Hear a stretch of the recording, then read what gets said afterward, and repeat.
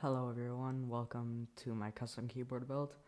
Building this keyboard did take a while, so enjoy.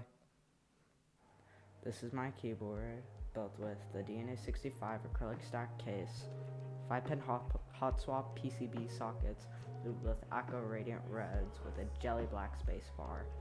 I have removed the aluminum plate that comes with this keyboard. This keyboard has 10 screws. It comes with 13. You only need 10 to make this work. So I've removed the aluminum plate to make a plateless. This board has some nice black and white keycaps which suit the board. These caps have Japanese sub-legends, which personally I don't really mind, but it's just preference. So it doesn't really matter to me.